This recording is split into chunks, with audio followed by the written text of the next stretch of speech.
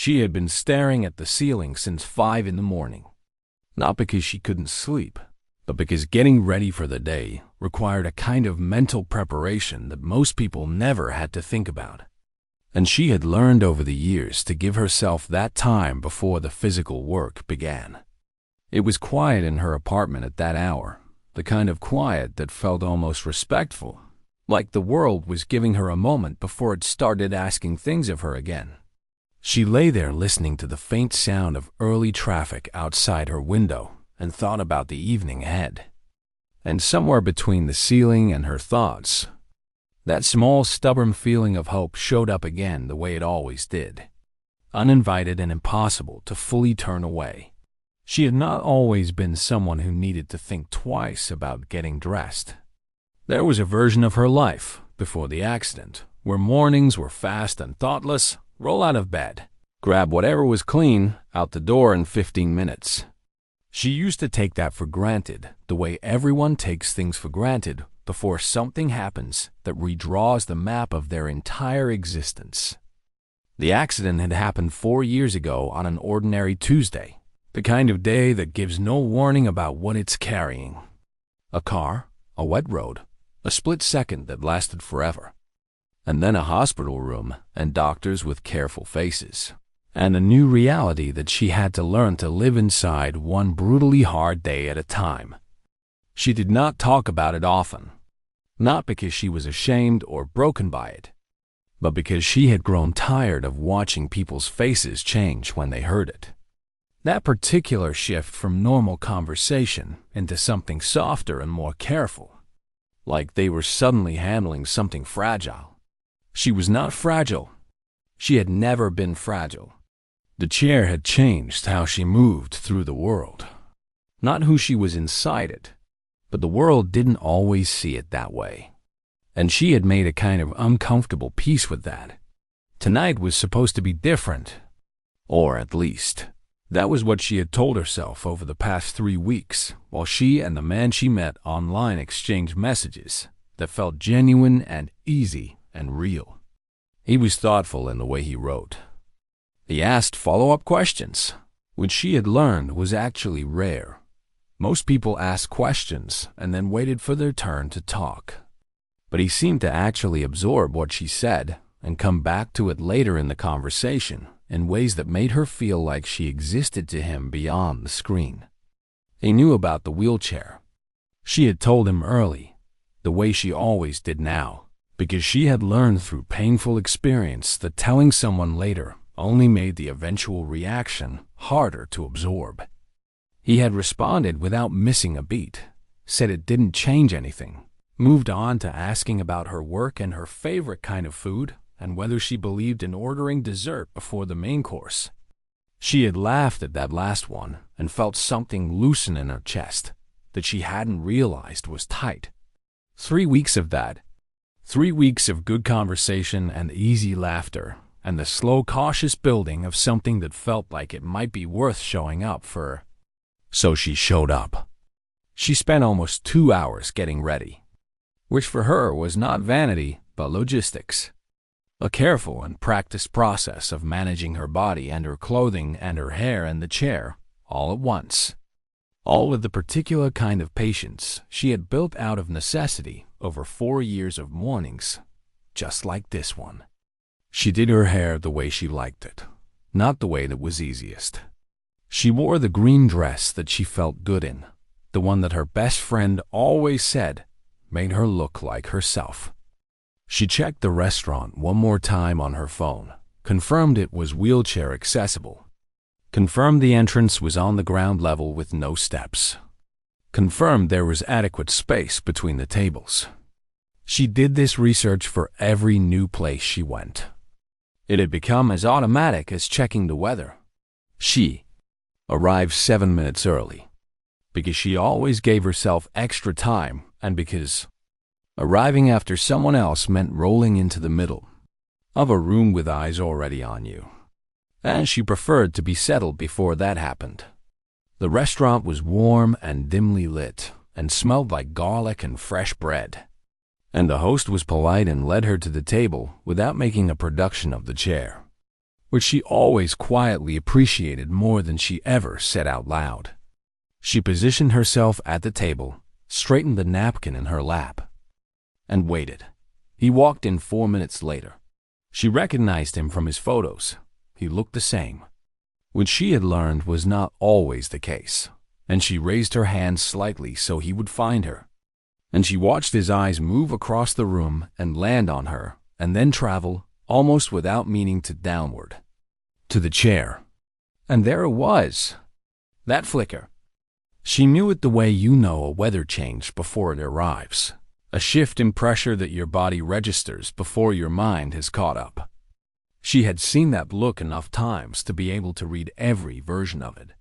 This one was not anger or disgust. It was something quieter and in some ways worse. It was the look of a person rapidly recalculating whether they still wanted to be where they were. He sat down. She gave him credit for that. He sat down and he smiled, and he said it was nice to finally meet her. And she smiled back and said the same thing. And for a few minutes, they talked the way people talk when they are both pretending that the thing that just happened did not just happen. She asked about his drive over. He asked about her week. The waiter came, and they both looked at the menus with a little more focus than the menus probably deserved. She was calm on the outside because she had practice being calm on the outside. But inside she was doing that thing she hated doing, that quiet internal bracing. The preparation for a blow she could already feel coming and couldn't stop. 17 minutes after sitting down, his phone lit up on the table. He glanced at it and then looked up at her with an expression that was trying to be apologetic and mostly just looked relieved. He said there was a situation at work, something urgent. He was really sorry. He hoped they could do this again sometime. He was already reaching for his jacket. She told him she understood, because she was a woman who had learned to make things easy for people, even when they were making things very hard for her. And she watched him walk out of the restaurant and through the glass front door and into the evening without looking back. And then she was alone at a table for two in the middle of a warm, busy restaurant full of people having normal evenings, with a menu she hadn't ordered from, and a water glass she hadn't touched, and that green dress that her best friend said made her look like herself. She sat very still and looked at the empty chair across from her and allowed herself exactly 30 seconds of feeling the full weight of it, the disappointment, the familiar exhaustion of it, the particular kind of loneliness that comes not from being alone but from being left. 30 seconds. She had a rule about that. 30 seconds, and then you decide what to do next. She was still deciding when she heard small footsteps stop beside her table, and then a voice, bright and completely unbothered by the concept of interrupting, belonging to a little girl of about 6 who was looking at the wheelchair with the most openly fascinated expression she had seen in years. And behind the little girl, catching up with long strides and an apologetic look already forming on his face, was a man whose eyes, when they reached hers, held none of that flicker she had come to dread. None of it. Just a plain and steady warmth that arrived without conditions and sat there simply, like it had nowhere else to be. And for the first time all evening, she felt herself breathe. The little girl had absolutely no idea that she had just walked into the middle of someone's worst moment of the week. That was the beautiful thing about her. She was 6 years old, and the world was still mostly just a collection of interesting things to look at and questions to ask. And the wheelchair sitting beside that table was, to her, one of the most interesting things she had seen all evening. She stood there with her head tilted slightly to one side, the way children do when something has genuinely captured their attention, and her eyes moved over the chair with the kind of open, unfiltered curiosity that adults spend years learning to hide. She wasn't staring rudely. She was just looking, the way children look at things they find wonderful, without any of the self-consciousness that comes later, when the world starts teaching you that looking too hard at something different is impolite. There was no discomfort in her face. No pity, no careful blankness that people sometimes arrange their expressions into when they were trying very hard not to react. Just pure uncomplicated interest, and then that question, delivered with complete confidence, directed upward at the woman sitting in the chair. "Can I try pushing it?" The woman blinked, and then something happened in her chest that she hadn't been expecting at all. She laughed. A real one, not the polite social kind she had been producing all evening, but the kind that comes from somewhere genuine and catches you slightly off guard because you weren't braced for it. It moved through her like a small release of pressure. And for a moment, the empty chair across the table and the man who had filled it briefly and left, without looking back, receded just slightly into the background, pushed there by the sheer absurdity and sweetness of this tiny person and her completely fearless question. She looked down at the little girl and said yes, and meant it, and watched the child's face light up with the particular joy of someone who has just been given permission to do exactly what they wanted to do. The father arrived approximately 3 seconds later, slightly breathless, with the expression of a man who had turned his back for 30 seconds and was now doing rapid damage assessment. He looked at his daughter, then at the woman, then at the situation he had walked into, and he opened his mouth to redirect and apologize all at once, the way parents do when they've been beaten to the scene by their own child. But the woman was already smiling and waving off the apology before it had fully formed, and the little girl was already moving around the side of the chair with her small hands outstretched. And the moment had already decided what it was going to be before any adult in the vicinity had any input on the matter. He stopped. He looked at the woman properly for the first time. Not a glance, not a quick social sweep, but a real look. And what he saw was someone who was laughing genuinely at his daughter. And something in his own expression settled from apologetic into something warmer and less hurried. He said he was sorry anyway, because he was the kind of man who apologized even when the situation had already resolved itself. And she said there was genuinely nothing to apologize for. And for a moment they just existed in the small bubble of amusement created by the child, who had now positioned herself behind the wheelchair and was pushing with enormous concentration and a very serious face, going approximately nowhere because she hadn't quite figured out the mechanics yet. The woman showed her gently how the wheels worked, guiding small hands to the right position, and the little girl's face transformed from serious to delighted in an instant when the chair moved forward a few inches under her own effort. She announced this achievement loudly enough for the tables nearby to hear, and a couple of people glanced over and smiled, and the whole small scene had the quality of something unrehearsed and therefore completely real. The father watched his daughter with the particular expression that parents get when their child does something that makes the world around them briefly better without even trying. It was a look of uncomplicated love mixed with something that might have been relief. The kind of relief that comes from raising a child who moves through the world with an open heart and wondering whether you had anything to do with it, or whether they just arrived that way. He looked back at the woman, and she looked back at him. And there was a beat between them that was comfortable in a way that didn't quite make sense given that they had known each other for less than 2 minutes. He asked if she was all right. Not in the passing way. Not the way people asked when they expected the answer to be fine and were already moving on before you finished saying it. He asked it with a small pause after it, a pause that left actual room for an honest answer, and she noticed that. She hesitated for just a moment. She was not someone who handed her difficult moments to strangers. She had a natural self-sufficiency that had been sharpened by years of navigating a world that was not built for her. Years of managing other people's reactions to her life before she could even get to the actual substance of living it. She was used to carrying things quietly, but there was something about the way he had asked, and something about the fact that his daughter was currently narrating her wheelchair experience to a nearby table of older couples, who seemed thoroughly entertained.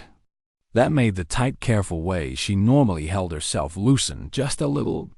She gave him the short version. She said she had been on a date, that the man had left after seeing the chair, and that she had been sitting there figuring out her next move, when his daughter arrived and inadvertently improved the entire evening. She said it lightly, with a small smile, the way you learn to tell painful things when you've had enough practice that the edge comes off them a little. But she watched his face as she said it, and she saw something move through his expression that wasn't pity. It was something more like quiet anger, the kind that a decent person feels on behalf of someone else when they hear about something that simply wasn't right. He didn't make a big production of it. He didn't launch into a speech about how that man didn't deserve her or how his loss was someone else's gain. All the things people said that were meant to be comforting, but sometimes just made you feel more exposed. He just said that sounded like a genuinely rubbish evening, and that he was sorry it had happened. And the straightforwardness of it was more comforting than any elaborate sympathy would have been. Then he asked, with a slight glance toward his daughter, who was now apparently explaining wheelchair mechanics to a waiter, who had stopped to listen with what appeared to be genuine interest, whether she would mind if they joined her. He said his daughter had clearly made her decision already, and he had found over 6 years of parenting that arguing with her in a restaurant rarely ended well for anyone. There was a warmth in the way he said it, a lightness that didn't feel performed. Then she found herself thinking that this was a man who was comfortable enough in himself to be funny without needing the room to respond. She appreciated that more than she could easily explain. She said yes.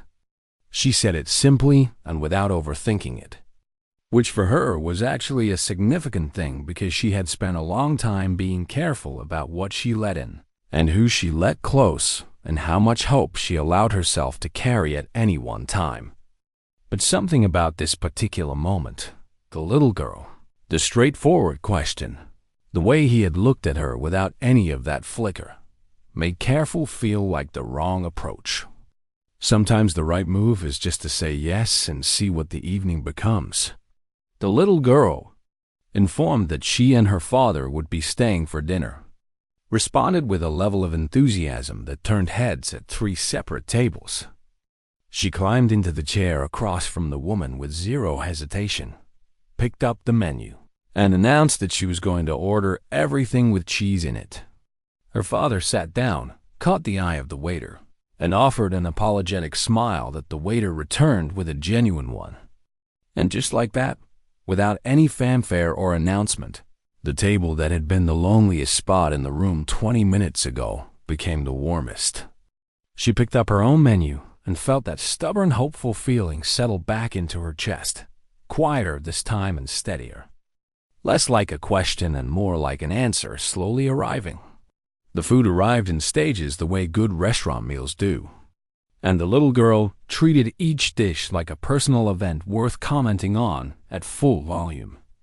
She had ordered pasta with extra cheese, as promised, and when it arrived, she looked at it with the satisfaction of someone who had made exactly the right decision and wanted everyone at the table to know it.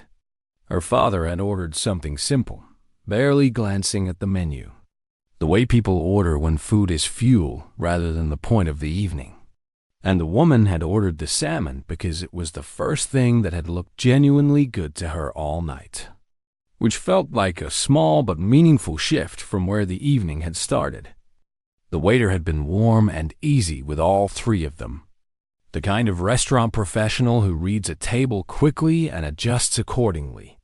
And he had spoken to her directly and naturally without doing that thing that some people did where they unconsciously directed questions and conversation toward the person without the wheelchair, as though she might need assistance understanding the menu. It was a small thing, but small things accumulated, and tonight she was noticing all of them.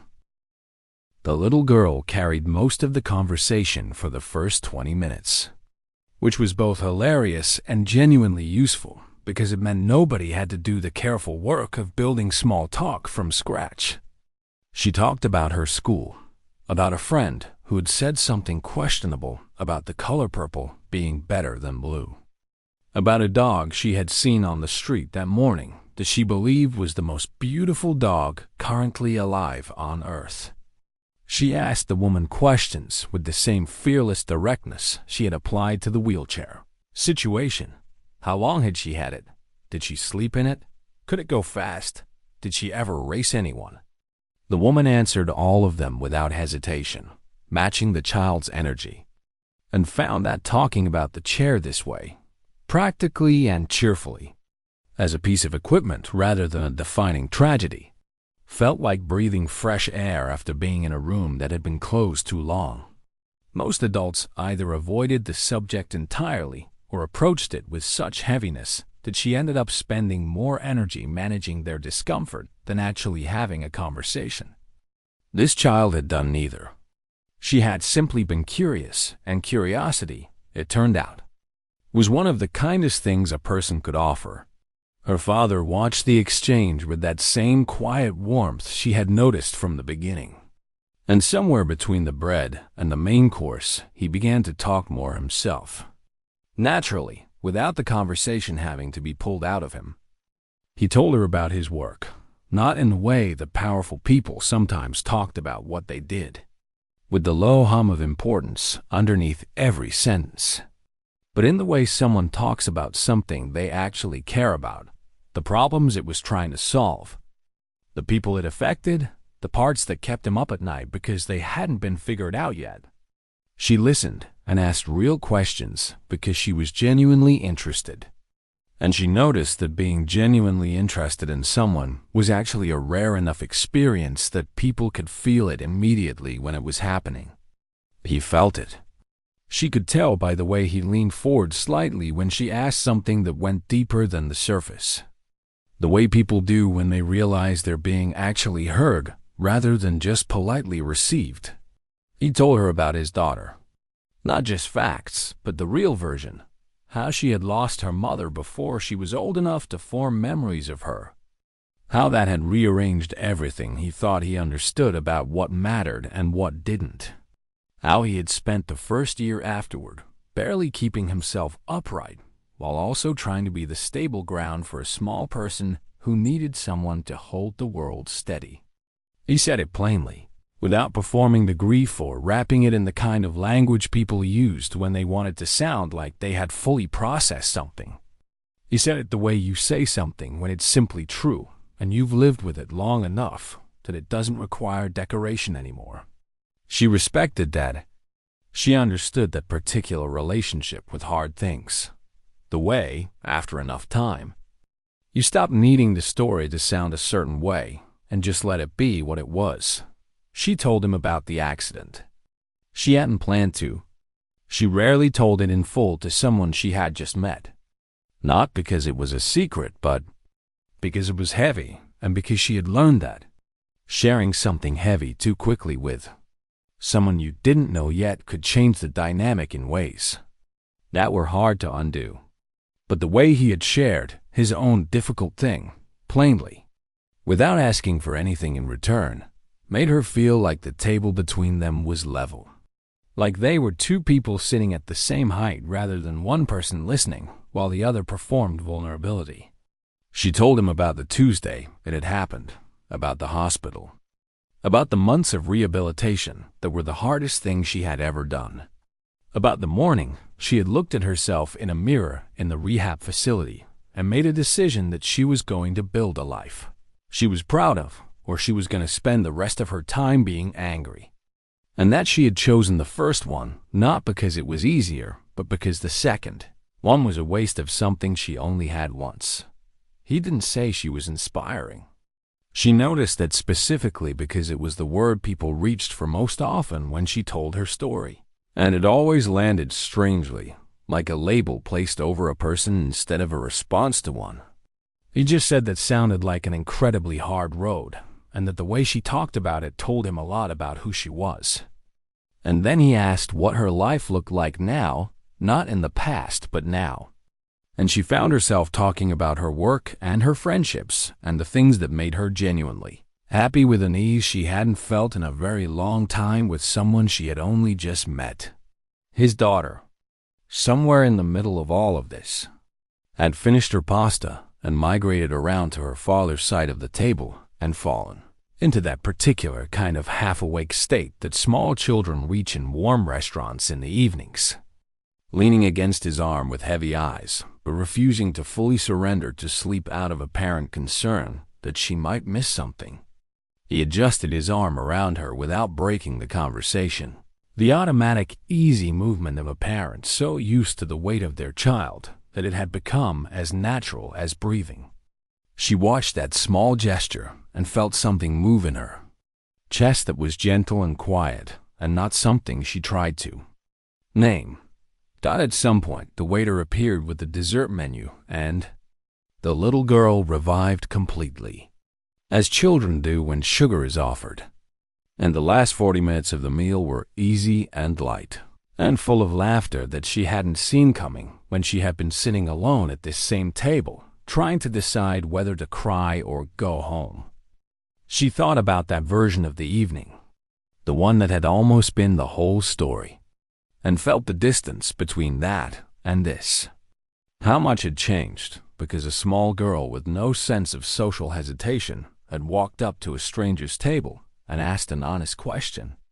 Sometimes the entire direction of an evening, of a life, turned on something that small. When they finally stood to leave, she positioned the chair. He helped his daughter back into her coat without being asked and buttoned it with the focused care of a parent who had done this 10,000 times. They moved toward the exit together in the natural way of people whose bodies had already decided they were comfortable in the same space. Outside, the evening air was cool and clean after the warmth of the restaurant, and the little girl held both their hands at once without asking, one on each side, swinging slightly between them on the pavement as they waited for their cars. He looked across his daughter's head at the woman, and she looked back at him, and he asked if he could call her. Not with any uncertainty in his voice, not with that trailing quality of someone who wasn't sure what answer they were hoping for. Just a clear and simple question from someone who knew what they were asking. She said yes. And this time, when the hope settled back into her chest, it didn't feel like something she needed to be careful with. It felt like something that had already decided it was staying. He called the next evening. Not 3 days later with some carefully calculated gap designed to seem appropriately unbothered. Not a week later with an apology about how busy things had been. The next evening, at a time that was decent and not too late. While she was sitting on her couch with a book she hadn't been fully concentrating on because some part of her mind had been quietly occupied with the memory of the night before. The phone rang and she looked at the screen and felt something warm move through her before she even answered it. She picked up and he said hello and asked if she was free to talk. And she set her book face down on the cushion beside her and said, yes. And they talked for 2 hours without either of them appearing to notice the time passing. That was the first sign, though she wouldn't have called it that out loud yet. When time disappears in the middle of a conversation, it means something is happening beneath the surface that neither person has put words to yet, but both of them can feel. They talked every day after that. Not always long calls, sometimes just a few minutes in the middle of an ordinary day. The kind of call that has no real agenda except the simple fact of wanting to hear someone's voice. She had forgotten what that felt like, that particular kind of being thought of. The knowledge that somewhere in the middle of someone's busy day, they had picked up their phone and the person they wanted to reach was her. It was not a grand gesture. It was small and consistent, and that was exactly what made it mean something. Grand gestures were easy. Showing up small and steady every single day was the thing that was actually hard. And he did it without making a production of it. The way people did things when they genuinely meant them, rather than when they were performing meaning for an audience. They met again the following weekend. Just the two of them this time, his daughter with her grandmother for the afternoon.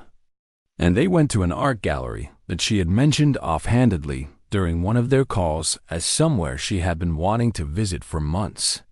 She had not expected him to remember that detail. People forgot the small things you said, especially in the early days of knowing someone when there was so much information moving back and forth that most of it slipped through. But he had remembered, and he had looked up the gallery, and he had checked in advance that it was fully accessible, and he mentioned it so casually, almost as a side note, that she had to take a quiet moment inside herself to absorb it. He had done the research without being asked, without making it a thing, without waiting for her to bring it up or manage it or explain what she needed. He had just done it. The way you did things for someone when you were paying attention to them as a whole person rather than editing out the parts that required extra thought. The gallery was beautiful, and they moved through it slowly, stopping at the things that caught their attention, talking about what they saw with the easy openness of two people who had gotten past the part of knowing someone, where you were still measuring your opinions against theirs before you offered them. She had a sharp and specific way of looking at art, developed over years of spending time alone in galleries on weekends, when the social calendar of her old life had thinned and she had learned to enjoy her own company and the spaces that were left. He listened to the way she talked about what she was seeing with the same focused attention he had given her at the restaurant. And at one point, he said that she made him look at things differently, that he had walked past a painting without stopping and then heard her say something about it that made him go back, and that he hadn't looked at anything the same way since. She wasn't sure if he meant just the painting. She thought probably he didn't. The weeks that followed had the quality of something being built carefully and with full attention. They learned each other in layers, the way you learned someone when you were both old enough to know that the surface of a person was never the whole story. She learned that he was someone who processed things quietly before he spoke, that he thought more than he talked, and that when he did say something, it was because he had already turned it over enough times to mean it fully. He learned that she was fiercely independent in a way that wasn't stubbornness, but self-preservation. That she had spent years building a life that didn't require anyone else's help to stand up. And that receiving care gracefully was something she was still learning because most of her experience had taught her that accepting help came with a cost attached somewhere. He didn't push against that. He just continued to show up in ways that were helpful without being overbearing, present without being suffocating, and slowly, steadily, she began to let the guard down that she hadn't fully realized she was still carrying. His daughter was a constant and delightful thread through all of it. She had decided on that first evening that this woman was someone worth knowing, and she had not revised that opinion once. She asked for her on the phone calls sometimes, just appearing in the background demanding to say hello. And those small, unscripted moments did something to her that the more deliberate parts of the relationship couldn't quite replicate. There was something about being chosen by a child, genuinely and without agenda, that reached a place in a person that adult affection sometimes couldn't access. Children didn't perform their feelings. They either liked you or they didn't. And this little girl liked her in the complete and uncomplicated way that only a 6-year-old could. And she found herself looking forward to those chaotic phone appearances almost as much as she looked forward to talking to her father. About 6 weeks in, he told her more about his work. Not in a way that was about impressing her, because she had noticed by then that impressing people was simply not something he oriented himself toward, but because they had reached the level of knowing each other where the fuller picture started to come through naturally. She had known broadly that he was successful. That much was visible without being told anything. But the scale of what he had built, the number of people his company employed, the problems it was working to solve at a level that affected real communities in real ways, landed differently when she understood the full shape of it. She sat with it quietly for a moment, and then looked at him and said that he carried it lightly for someone holding that much. And he said that he had learned a long time ago that the weight of something was mostly in how you held it. and that the moment you started identifying with it too closely was the moment it started owning you instead of the other way around. She thought about that for a long time afterward. The first time the public noticed them together was at an outdoor event, a community gathering connected to a cause he supported. And she had come along because she wanted to. Not because she had been invited in any formal sense, but because she was part of his life now in the small daily ways that mattered, and being there felt natural. Someone took a photograph. It was not a dramatic or staged image, just a candid shot of two people standing together with his daughter between them. The little girl holding both their hands the way she always did. All three of them mid-laugh at something that hadn't been meant for any audience at all. The photograph moved quietly at first, and then less quietly, the way things did in a world where images traveled faster than context ever could. And with the attention came the noise. She had expected some version of it. She had not expected the volume. The comments came in waves, and they covered almost every surface of the story from every possible angle. And she read more of them than she should have in those first few days. Sitting alone in her apartment in the evenings, telling herself she was just looking and knowing she was doing something slightly more painful than that. Some of the responses were warm and genuine, and those she received with gratitude. But there were others that reached into the specific vulnerabilities she had spent years building walls around: her body, her chair, her worthiness, her motives, and prodded at them with the casual cruelty that anonymity made possible. She had thick skin. She had built it deliberately over years of navigating a world that had opinions about her life she hadn't asked for. But thick skin was not the same as feeling nothing. It just meant you felt it somewhere quieter and dealt with it somewhere private. He called her the evening the photograph started spreading. He didn't ask if she had seen it. He knew she had. He said he was sorry that the world worked this way, that the thing they were building deserved more privacy than it was going to get, and that he wanted her to know that none of the noise changed anything for him, not one single thing. And that, if she needed him to step back publicly to protect her peace, he would do that without hesitation and without making her feel guilty for asking.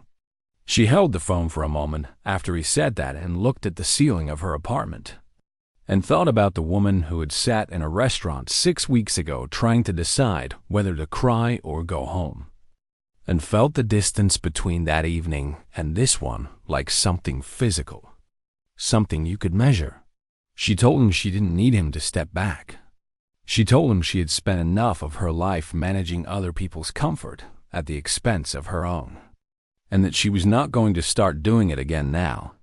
And definitely not for strangers on the internet who knew nothing about her life or his or the little girl, who held both their hands on the pavement and made the whole world feel like a simpler and better place. He was quiet for a moment after she said that.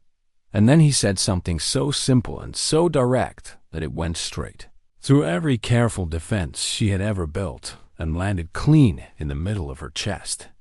He said he was glad she was in his life. No decoration, no performance, just that, and she believed him completely.